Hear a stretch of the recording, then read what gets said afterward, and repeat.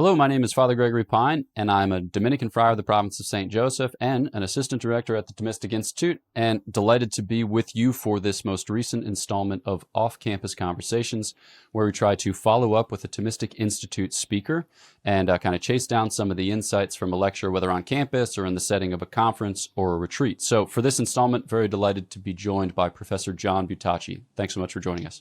Thanks. Happy to be here. That's great. So folks will know you from other lectures that you've given for the Thomistic Institute, things that have appeared on the podcast. For those who don't, would you just say a word of introduction, who you are, where you're from, what you do? Sure. I'm an assistant professor at Catholic University. I teach philosophy. My research focuses mainly in ancient philosophy. Some of my work focuses on ancient theories of science and in particular ancient understanding of life and the soul.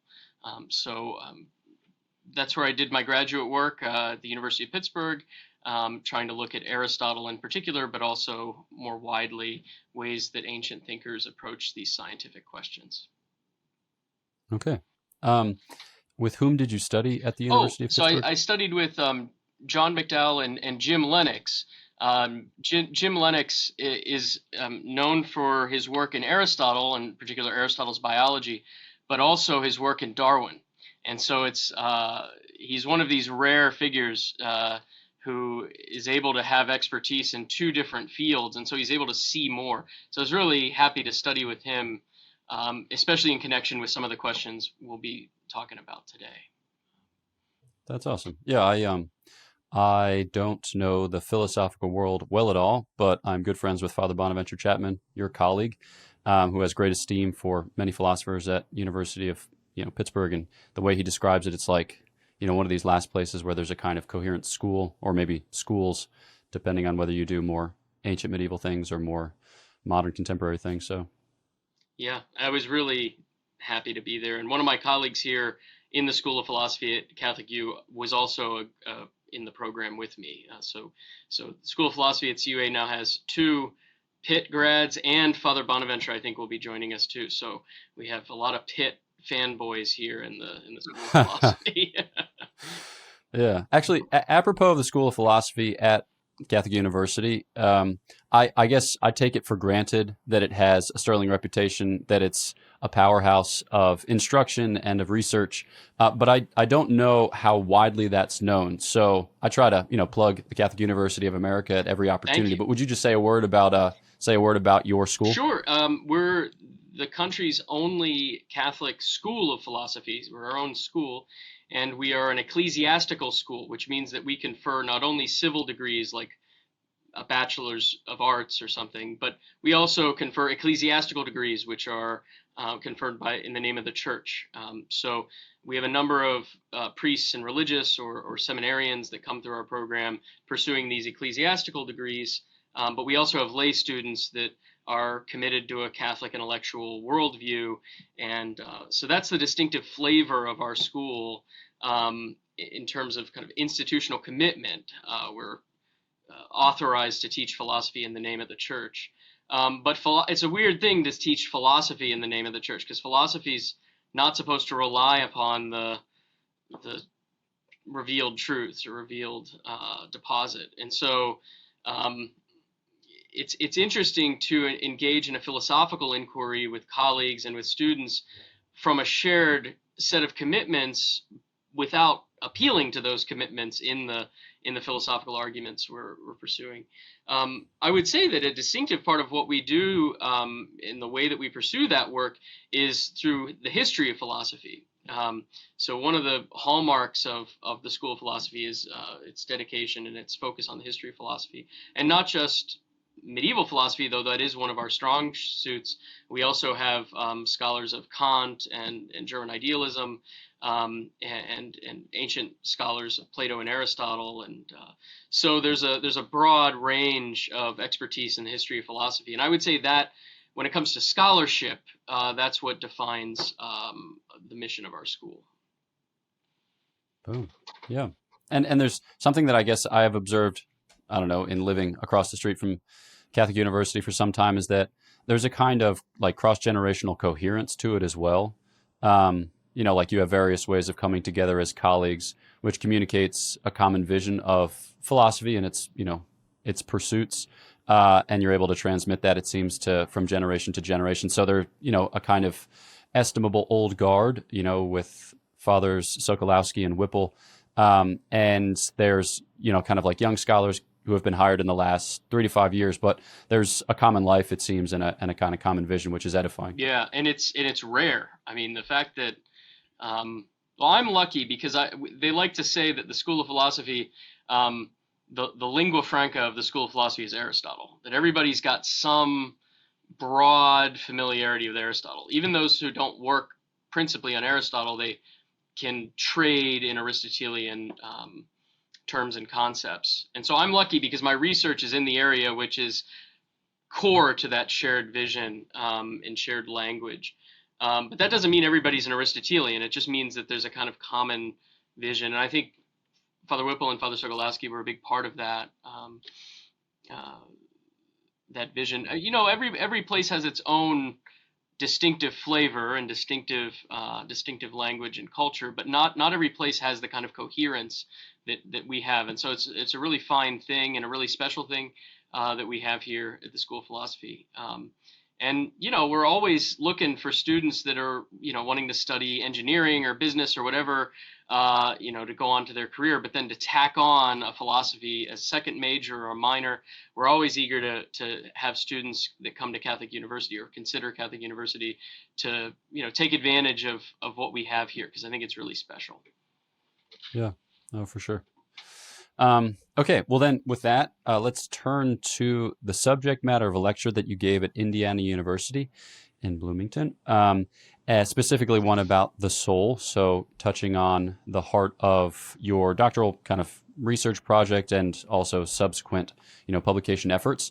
But, something that's pitched to undergraduates. So as a kind of bridge building exercise, helping those who are maybe at a distance from or feel like kind of alien to this type of philosophical paradigm as a welcome or as a kind of invitation, I suppose. And it seems like part of that is the tacit acknowledgement. Well, you stated it. So the acknowledgement that that we think otherwise. Not to make a judgment as to whether it's better or worse, but certainly different. And we might say worse. That in the 21st century, we're just downstream of a lot of philosophical and scientific movements which inform our worldview and our approach to reality, which would not have made sense to Aristotle or would not have jived, I suppose, with the approach that he commended and practiced. So, maybe we can just kind of start there with a scientific worldview. What are some obstacles or hindrances which keep us from engaging with reality as kind of reality presents itself? What are the types of preconceptions which we might bring to the table? Yeah. So, I mean, one of the things you said early on there was, we're encountering part of the purpose of my talk, which was why would a biologist believe in the soul, is to invite people to glimpse an alternative. We all think we know what we mean when somebody says they believe in the soul, or we think we know what we're talking about when they say the word soul. And something that I've become worried about is that even people that take themselves to be good Catholics or good students of St. Thomas Aquinas, they're actually deploying a concept of soul that isn't St. Thomas's. So what would that be? Well, that would be a concept of soul that is exclusively human, a concept of soul that is somehow apart from and separate from our biological life as animals. We're a very distinctive kind of animal, but oftentimes when people think about the soul today, even people that are favorable and they want to talk about the soul, they're happy to talk about the soul, they regard it as this sort of ethereal thing that's kind of over here, I don't know, floating above the body or somehow in a special part of the body.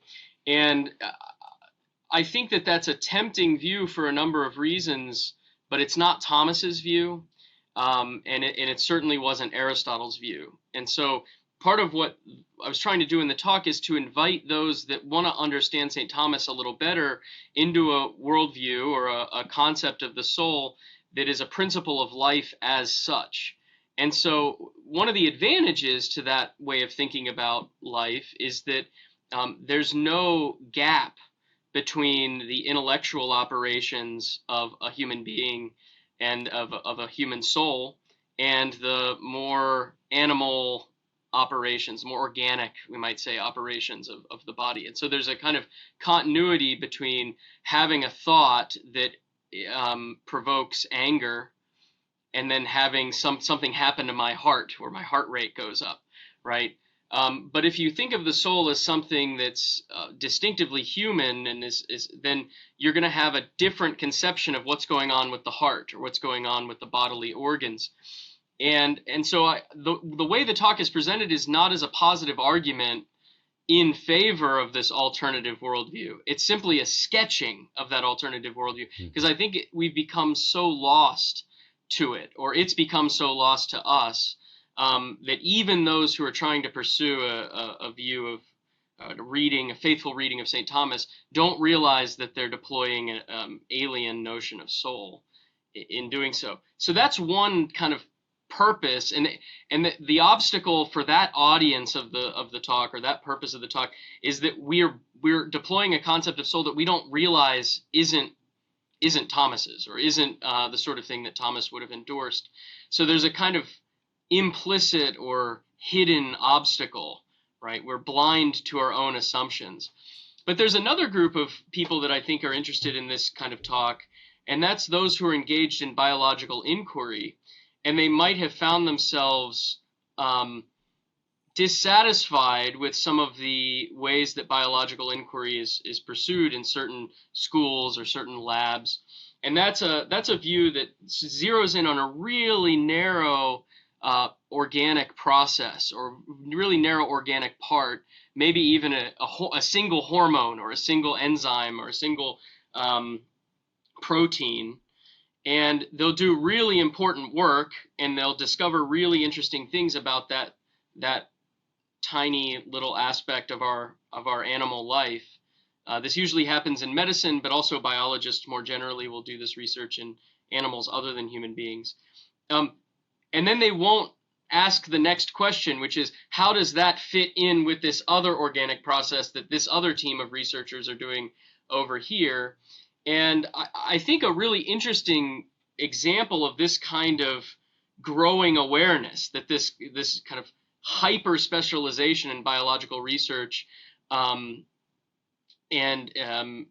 which is necessary in certain ways to get at the truth of things, but it requires there to be some kind of comprehensive view. There's got to be somebody whose job it is to look at, what the endocrinologists are doing and what the nephrologists are doing, and look at each of these,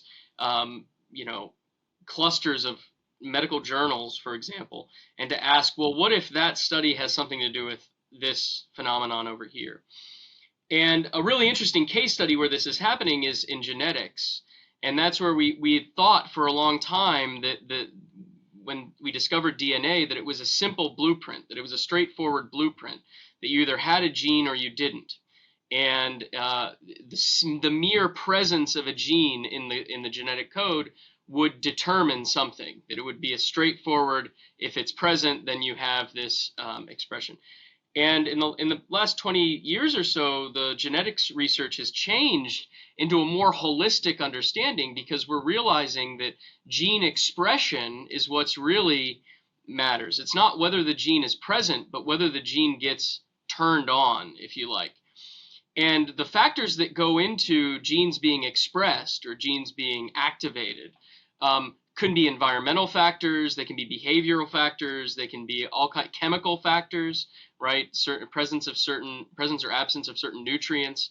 So what they're realizing in genetics research is that they need a more holistic understanding of the whole organism, and that their research into what the genetic code does requires that they kind of zoom out and look at the whole organism and look at environmental factors, behavioral. So in other words, there's a growing awareness in that field of biology, at any rate, that you can't have that hyper focus only, that you need to have the hyper focus, and then you have to have somebody whose job it is to zoom out and integrate. Another place where this is happening in the medical field is in gastrointestinal studies, where the microbiome, where we're actually realizing that bacteria and even fungi are really important to the proper functioning of our gastrointestinal system, our GI tract. And they don't. This is where the cutting edge of research is. Well, how do what would probiotics do? What probiotics ought to be given, or how do we heal certain disturbances to the microbiome? And so in other words, it's not enough to just look in a kind of laser beam way at the way that this one organ is working or this one enzyme is working and breaking something down, but there's actually a more holistic, if you like, ecology to what's going on in the GI tract. So these are two really interesting cases where biologists themselves are realizing that this hyper focus, hyper specialization, while necessary, is insufficient.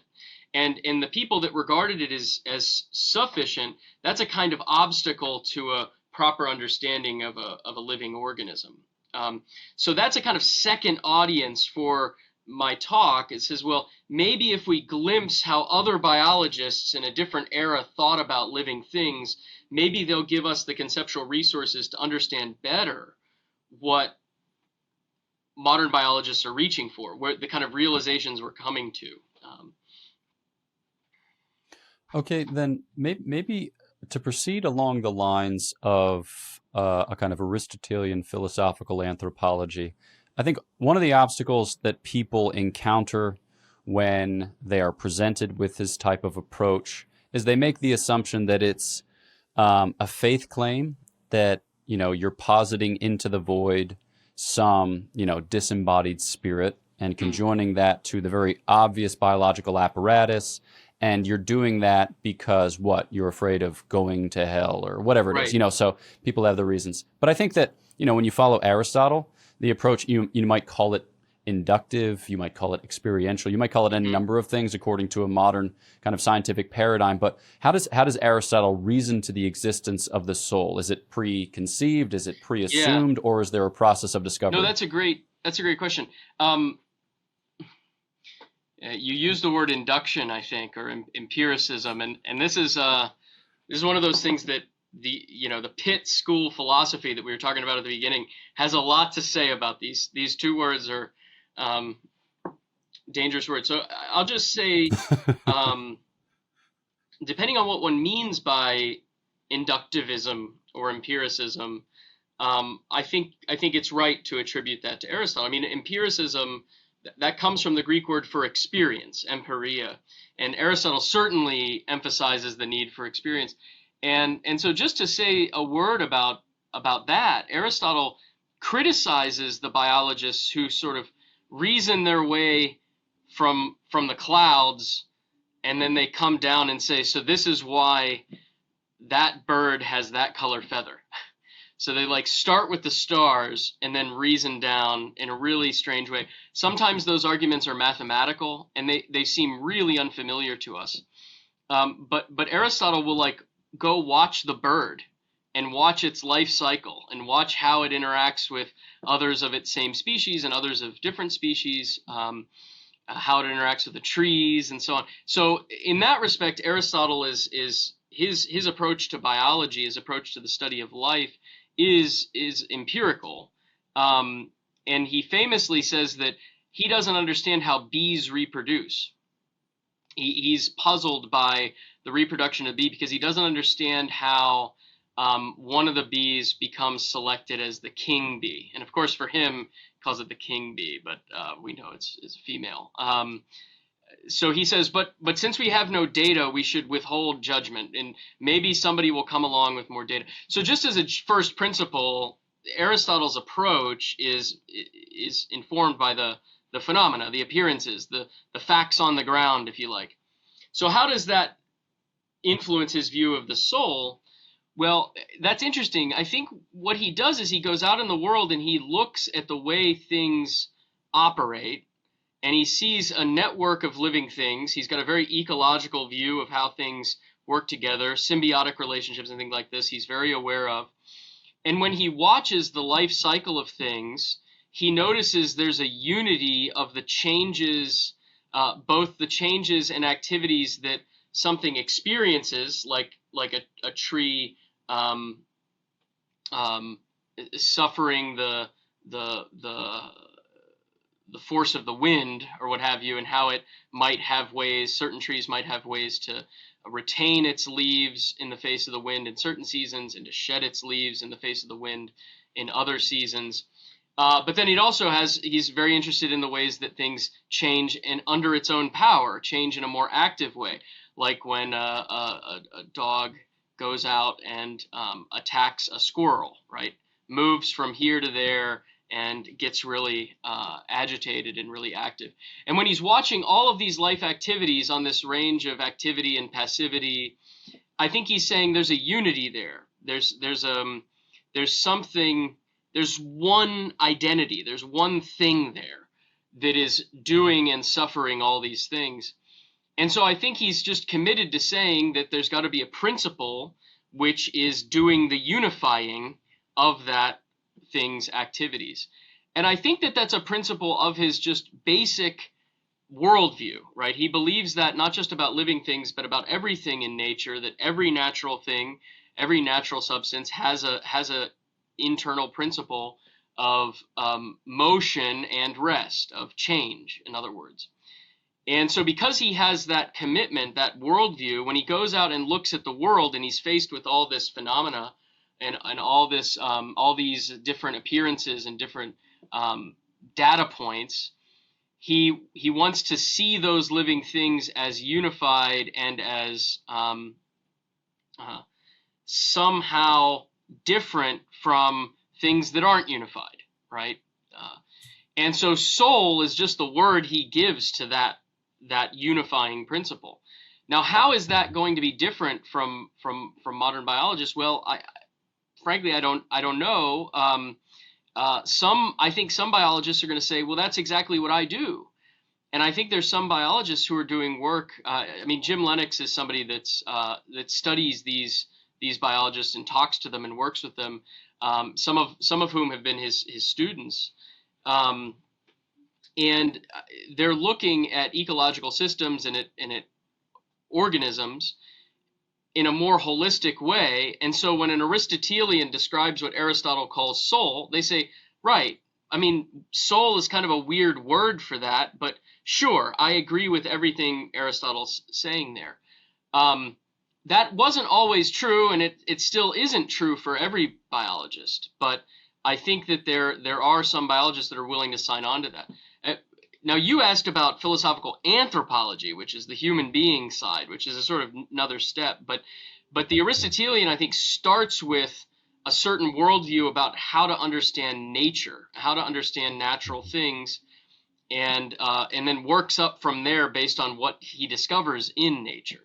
I don't know if that answers the question. It does. Yeah, very helpfully and very illustratively. Maybe then, the time that we have left, we could just think a little bit about the definition that Aristotle formulates. You probably have a better way of describing it, or a more precise way of describing it, but this idea that the soul is the first act of an organized body having life potentially within it. I think when people hear those words or something like those words, it's like, wow, that's either really helpful or really unhelpful, or really confusing or really unconfusing. I know but like when you kind of drill down on each of those respective concepts or notions, I think people begin to see the appeal of this type of approach, especially on the paradigm that you just described, this idea of, discovery of a kind of, inductivism or empiricism conceived Aristotelian wise. But yeah, could you maybe, like when thinking about this definition, what's the first handle that you lay hold of? How do you walk your students through the steps and kind of not demonstrating insofar as one can? Yeah, that's a tough one to do given what we're doing here. So usually when I teach, I'll just say when I teach that, I work through, because he gives 3 definitions before he gets to, that's the third. And each time he revises one of the terms of the definition and makes it more precise. And so what I usually do is I walk through very slowly how he's doing that, and I will have already introduced some of these concepts in his study of nature and the definition of nature and the definition of motion from the physics, to be able to kind of show them, look at what all he's doing is taking his account of nature and applying it to living things. And so what I would say, maybe very briefly in response to your question, is that all he's doing is taking his definition of nature, which is a internal principle of motion and rest that belongs to it per se, that belongs to it insofar as it is what it is. And that's what the soul is. The soul is the nature, the formal nature of a living thing. So it's not like a living thing has a nature and then has like a soul, and these things are unconnected. It's that soul just is what informs a living thing, whereas non-living things have natures that are not souls. So this is maybe a specific case, or not a specific case, but a very special and interesting instance of something that Aristotle believes more generally about nature. We could talk about First Act. I mean, First Act is as opposed to Second Act, is like the possession of knowledge rather than the use of knowledge. That's the example Aristotle gives right there at the beginning of De Anima 2. And you might think, well, why is that helpful? Well, part of what Aristotle's trying to say is that you possess the soul all the time, even if some of the powers or capacities or aspects of the soul are dormant, inactive, or incapable of being active, right? So the reason that's interesting, that First Act, for us, is that if something is a dog, it has a dog's soul. And you might say, well, this dog is blind. This dog is incapable of doing certain things that the dog could, or this dog is in a coma. Well, is it alive? Well, yes, but it's like asleep or in a coma or in a vegetative state or something. You say, well, then it doesn't have its soul anymore. Well, Aristotle wouldn't say that. Aristotle would say, well, if it is a living dog, even if many of its life activities are impeded, it still possesses the soul. So it's just like, you don't forget your knowledge of, I don't know, you work in moral theology, is that correct?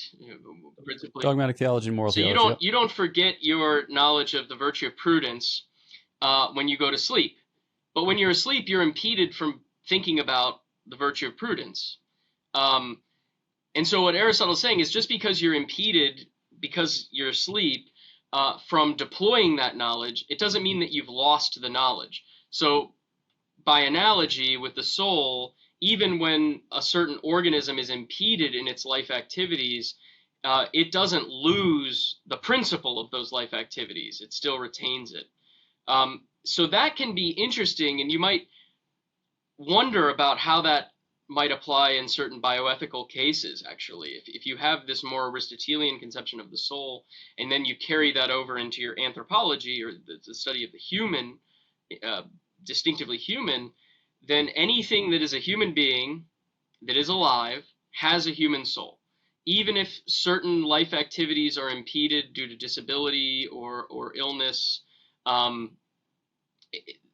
it is a living human being, and so it possesses the soul, however impeded its life activities are. The human being can't replace the human soul with a horse soul or a cabbage soul. It's just not possible on the Aristotelian worldview. So you can sort of glimpse how that little first act, those two small words in the definition of soul, could explode into a really interesting alternative picture of what we mean by the human soul. But I don't know if that's satisfying for what little time we have. But no, I think I should probably, like, when talking to philosophers, insofar as philosophers are very much committed to the discourse and very much committed to precision, I should probably preface some of my things like, okay, we're on a plane and it's going down. And the Lord just revealed to both of us that in order for us to go to heaven, you need to tell me about the soul as the first act of an organized body having life potentially within it. Yeah. Because otherwise you're like, I'm like traducing the discourse. It's like, no, it's okay. You got this. That little story doesn't help the philosopher, because the philosopher's like, oh crap, we're going to hell then, because there's no way I can do this. I may as well take my time. Okay, well then let's turn to this notion of a potentially or an organized body. Sure. So I don't know if you find this helpful. I think I find this helpful. I did some work on the sacred humanity of our Lord Jesus Christ, and it's common in the tradition to speak of it as the instrumentum divinitatis, Uh-huh. and that's coming from John Damascene, who refers to it as basically like the organ of the Mhm. Godhead in the Greek, which just like sometimes St. Thomas will use the word organ and sometimes he'll use the word instrument. So in my own kind of reasoning through it, you have words of a Greek provenance which have a kind of twofold reception in the Latin tradition, one of which I think of as mysterion, which can be rendered as mysterium or can be rendered as sacramentum, Yeah. depending on the context and its use.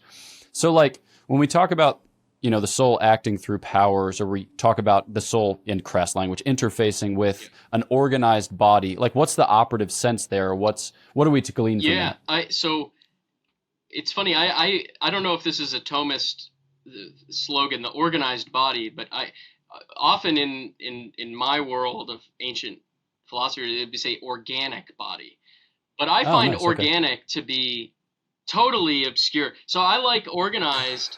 Um, what what I some people just translate it, say instrumental body. So the Okay. Greek word for organ just means instrument. There's no distinction there. So a bodily organ is a tool for a certain kind of activity. Mm-hmm. So uh, we can think of bodily organs in a certain way as tools, but as the tools of a living thing as opposed to the tools of an artist, right? So the tools of a carpenter, he can sort of manipulate, he can even invent new tools maybe, but the tools that we have in virtue of being a living thing, those tools we're stuck with. We're given by nature. They're given by nature, not by art. And so sometimes the word tool is misleading because we associate it with art. But I think we can get this one idea from the word tool, and that's that my whole organism, my whole living being, um, needs certain instruments to accomplish certain activities that my whole organism is accomplishing. Or think of the dog, if you prefer to think of an organism that isn't human. Um, and so that part of the definition, and remember at that point, I don't know how much we want to get in the weeds here, but Aristotle, as soon as he gives that definition, he says some clarifying remarks, and then in the beginning of chapter 2, he says, let's start again because we need a more particular definition. And so what he's done in that definition we've been kind of chewing on, that's meant to be the most abstract or most general definition. And it actually is not informative of any particular living thing, right? It's not designed to be informative of any particular living thing. It's precisely meant to be the kind of definition that one could use in the study of plants, in the study of human beings, in the study of dogs, in the study of sponges, which are an interesting case in Aristotle's biology. Hell, sponges are an interesting case in our biology. So what do I want to say? Well, this definition, in appealing to an organized body, is saying that whatever the life form we're talking about, oak tree, dog, sponge, human being, whatever the life form we're talking about, there's going to be some body with differentiated parts in some form or another, some kind of differentiation of the parts that will be usable by the soul or by the organism for its distinctive form of life. So that part of the definition is very abstract, but it's meant to be multiply realizable. It's meant to be sort of applicable in all these different cases of different forms of life. But in every case of form of life, there's some kind of differentiated body that is a tool for the living, that's a tool for the life activities of the thing. So just as the body of Christ is an instrumentum divinitatis, or an instrument of the divinity to accomplish the goals of the incarnate word, so too in a far more pedestrian and natural way, the organized body is, in each case of each different kind of living thing, is meant to be a tool for life, a tool for living. And so you'll find that what that means is that the matter or the body can put restrictions on what the soul can accomplish, if you like. that there can be material impediments. So it might be part of my life, my form of life that I see, or that I can throw a baseball. Maybe these are things that are part of my form of life. Maybe not throw a baseball, but maybe run away from a predator or climb a tree to escape a predator. But I might have certain either acquired or congenital disabilities in the material body that make it difficult or maybe even impossible for that part of the soul to be exercised, or that aspect of the soul to flourish in the life activity of the organism. So I think that's what's so interesting about that part of the definition, is it is about as specific as he can be without talking about any particular kind of living thing. It's important that every living thing in its own way have a body which is differentiated and organized so that it can live the distinctive kind of life that it has. Okay. Yeah, no, that is helpful, and it's certainly helpful in bringing into focus like the philosopher's task, and it's the way in which it's distinct perhaps from how we understand the modern biologist or contemporary biologist task. Okay, I have one further question as we wrap up, and it's, so in speaking of the body as, or, the organs of the body as organs, or in speaking of the body as a kind of instrument, I think, some people who are familiar with the Catholic conversation, to whatever degree or extent, they'll have in mind St. John Paul II's use of the personalistic norm and his theology of the body, this idea that you can't treat humans as means, but as ends. And then when they hear the word instrument, they think about it as, somehow negative. Yeah. Would you say, like, in this understanding, while it's, somewhat foreign to the conversation, the idea of instrumentality and certainly its intimacy or the sublimity of its union with the human soul, is that something denigrating, or is that something dignifying, or is that just to pose it in the wrong terms? Well, that's interesting. One thing that is important to be careful about when talking about the Aristotelian approach to soul and body, if you like, is that I keep saying this, the whole organism. I've used that phrase a few times. I could just as easily say the whole living body taken together. And so when you think about the whole living body taken together, in its full flourishing, doing the activities, that isn't the instrument. That's the doing of the thing, right?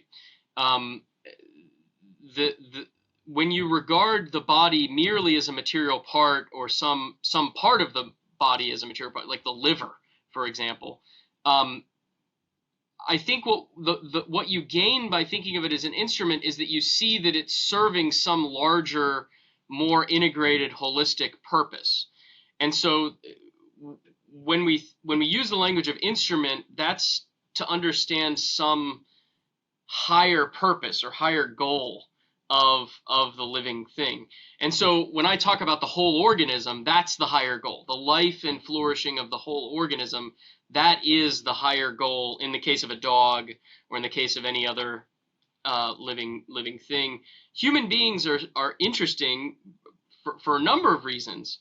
And I think that's where a lot of John Paul II's remarks, and in general the personalists, so Dietrich von Hildebrand and others, they're thinking through particular aspects of our humanity that make us different.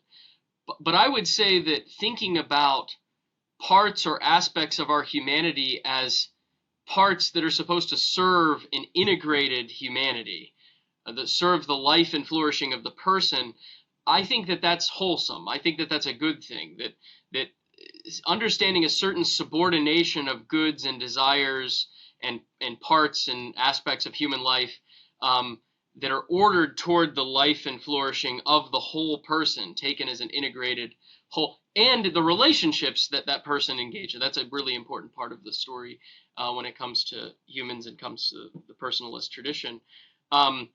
So thinking of parts or processes of the body as instruments of that person's life, I think can be helpful. It's just we have to remember that when we're using that word instrument, the instrument is always directed towards something higher, and that something higher is precisely what the personalist wants to talk about. It's precisely that more holistic, flourishing, relational life. So I take the point that thinking about things as instruments or means to an end, if you like, can sometimes make people nervous.